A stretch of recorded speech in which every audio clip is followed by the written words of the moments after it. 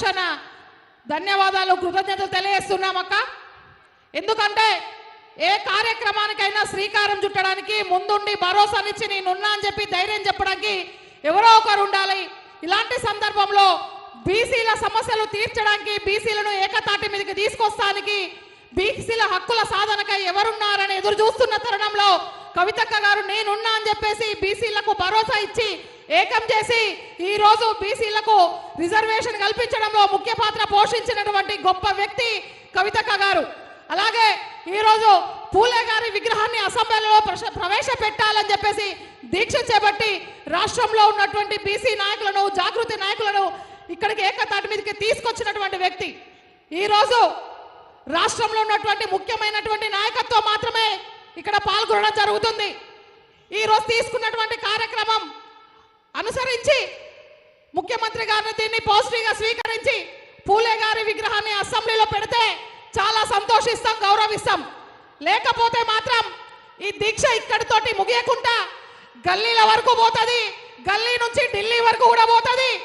పోవడానికి బీసీలందరూ ఏకమైన, మహిళలందరూ కూడా ఏకమై కవితక్క ఎప్పుడు పిలుపునిస్తుంది, ఎప్పుడు రావాలి, ఎప్పుడు ఢిల్లీకి పోవాలని చెప్పేసి కూడా మా వాళ్ళు వెనక నుండి మాట్లాడుకుంటారు. కింద ఊర్లలో ఉన్న కూడా అంటూనే ఉన్నారు.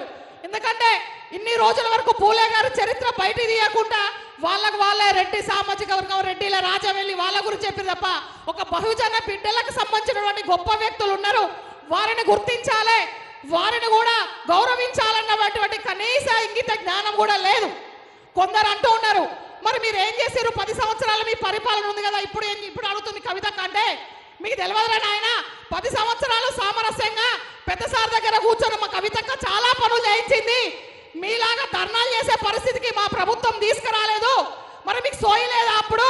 మరి 10 సంవత్సరాలు మీ పార్టీని మీరు కాపాడుకోవడమే సరిపోయింది. మీ పార్టీలో అసలు కార్యకర్తలు లేకుండా అయిపోతారని మీరు చూసుకున్నారు. కానీ మరి ఈ రోజు మా కవితక్క తీసుకున్నటువంటి కార్యక్రమాన్ని మరి 10 సంవత్సరాలు మీరు ఎందుకు తీసుకురాబోలేదు అని చెప్పేసి మేము చాలా మంది కాంగ్రెస్ కార్యకర్తలు మేము ప్రశ్నించినాం. ఎందుకు అనంటే మరి మీకు ఆలోచన లేదా? పూలే గారి విగ్రహాన్ని పెట్టాలన్న ఆలోచన లేదా? కేసీఆర్ గారి నాయకత్వంలో చాలా విగ్రహాలు అసెంబ్లీలో ట్యాంకు బండిలో పెట్టించడం జరిగింది. ప్రముఖ వేత్తల గురించి ఆలోచించడం జరిగింది.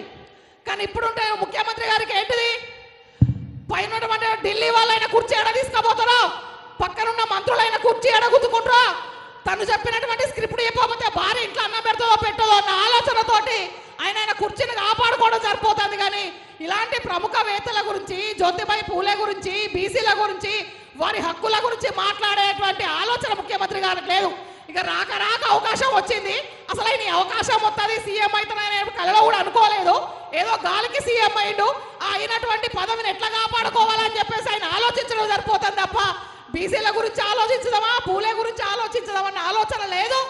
ముఖ్యంగా ఈ 3 సంవత్సరాలు 4 సంవత్సరాలు ఆయన ఎట్లా ఆదాయాన్ని పెంచుకోవాలి, ఇంకా మళ్ళనైతే నేను ఉండలేని అని చెప్పేసి అనుకుంటుండు. కాబట్టి ముఖ్యమంత్రి గారికి మేము రిక్వెస్ట్ చేస్తున్నాం, మీలాంటి చిల్లర లాంగ్వేజ్ మాకు రాదు.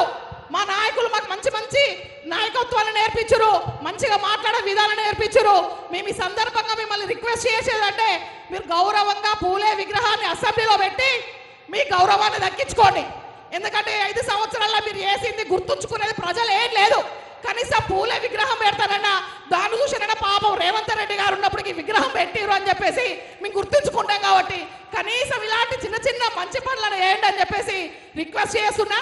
ఇంకా మీరు నిన్నగాక మొన్న ఒక ముచ్చడి చెప్తారు, సన్నబియ్యం ఇచ్చినావు నీ సన్నబియ్యం అన్నది తిన్నా చెప్తాను. సన్నబియ్యం అన్నది ఒట్టి ముచ్చట, అది నిజమా కాదా, నిజంగానే సన్నబియ్యమా కాదని చెప్పి నేనే స్వయంగా ఉండి చూడాలని చెప్పేసి మొన్న సన్నబియ్యంతో నేనే అన్న వండినా. అది రైస్ కుక్కర్లో పెడితే మెత్తగా ఏంటంటే డైరెక్ట్ మనం వెనకటి నుంచి ఎట్లా ఉండదో ఎసరు పెట్టి అందులో బియ్యం వేసి గంజి పొడినా కూడా దొడ్డు బియ్యాన్ని మిల్లులో బట్టి ఏమవుతుంది, చూస్తానికి ఆకారం సన్నగా ఉన్నది తప్ప అన్నం మాత్రం దొడ్డుగానే అయింది. అన్నం దొడ్డుగానైంది, గంజి ఉన్నది. సన్న బియ్యం ముచ్చట కాదు. ఆయన ఎప్పుడేం సంచులు వేసుకోవాలా, సంచి చదువుకోవాలి, ఎప్పుడు ఇంటికి పోవాలా, ఎప్పుడు నా కుర్చీ దిగిపోతుందా, నా సంచి ఎప్పుడు నిండుతుందా చూస్తుండే తప్ప సన్న బియ్యం పెట్టింది లేదు, ఇక్కడ సమాజానికి సేవ చేసింది లేదు, ఎవరిని ఉద్ధరించింది లేదు. ఒకటి దయచేసి ఈ యొక్క మంచి పనిని మీరు చేసి మీ గౌరవాన్ని కాపాడుకోవాలని చెప్పేసి మీకు తెలియజేస్తూ ఈ అవకాశం ఇచ్చిన మీ అందరికీ మా కవితక్క గారికి ధన్యవాదాలు, కృతజ్ఞతలు. Thank you. అదేవిధంగా థ్యాంక్ యూ మాధవ్ గారు. ఇప్పుడు బీఆర్ఎస్పీ రాష్ట్ర అధ్యక్షులు గెల్లు శ్రీనివాస్ యాదవ్ గారిని మాట్లాడవలసిందిగా కోరుతా ఉన్నాం. కూర్చొని మాట్లాడు.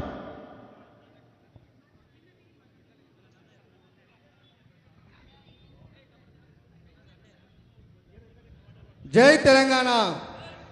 అందరు గట్టిగా స్లోగన్స్ ఇవ్వాలి ఒకసారి. జై తెలంగాణ. కేసీఆర్ గారి నాయకత్వం, కవితక్క నాయకత్వం, కవితక్క నాయకత్వం.